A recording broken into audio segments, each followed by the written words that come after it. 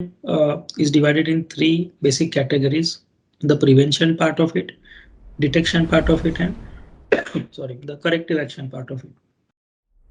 The prevention of isolation management is part of the design, and this is done using different types of insulation. So we are going to see these insulations in the next slide. The detection part is basically the focus of our tech talk today. So whatever have we done so far for preventing it, let's say because of any reason, if we are not able to manage it, then the detection part comes into picture. And the detection part mostly relies on measurement of the leakage resistance. So the leakage resistance between any of the high voltage lines to vehicle chassis. Vehicle chassis is considered to be earth for our measurements. And corrective action is again decided by some other issue.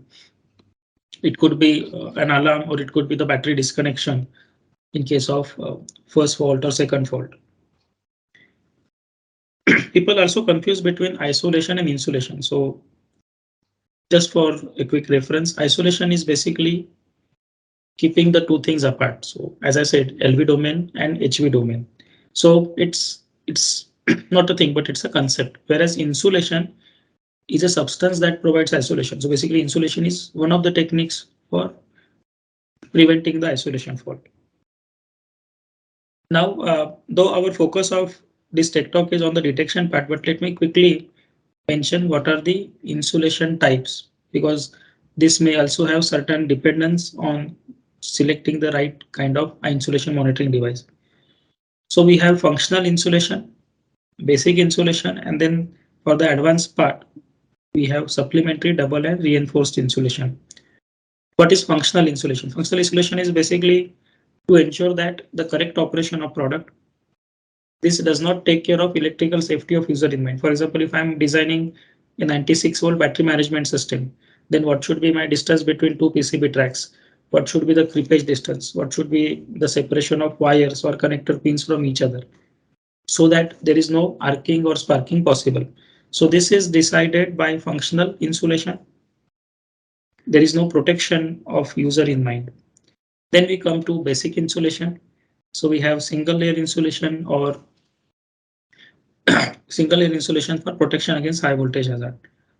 For example, rubber insulation around each wire of an AC cord. This comes under class 1 of the protection along with protective earth. So most of the equipment that we use are having basic insulation. But whenever there is no earth terminal available for protective as a protective earth, then we need to take help of the additional or the advanced layers of insulation. So supplementary insulation is basically one additional layer of insulation which is independent of basic insulation. For example, plastic use of an external power supply. Double insulation is a combination of both basic as well as supplementary. And reinforced insulation is whatever you could achieve with these two layers. If you can achieve it with a single layer, then that is called as reinforced insulation. So basically the devices that we use for maintaining galvanic isolation between LV domain and HV domain, they fall under the reinforced insulation category. So for example, optical isolators, magnetic isolators based on transformer or capacitive coupling. So that comes under the protection class 2 equipment. So this was just an introduction about the preventive part of isolation management. Now let's start about the detection part. And as I said, automotive systems have been derived from industrial systems.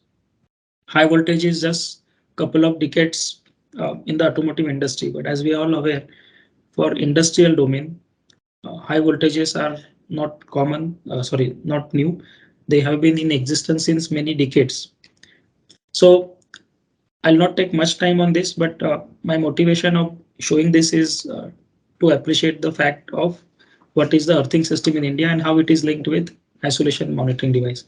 So we have three major systems in the world: the TN system, the TT system, and IT system. So these systems are basically talking about how we receive electricity in our households from generators, distribution, and other systems.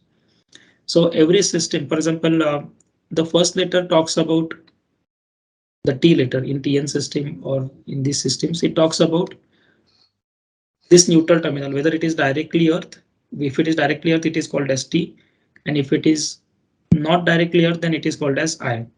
The second letter of this system talks about how do we treat the ECP. ECP is basically the exposed conductive part of our equipment, whether we connect it to neutral or whether we neutral is connected to earth or not.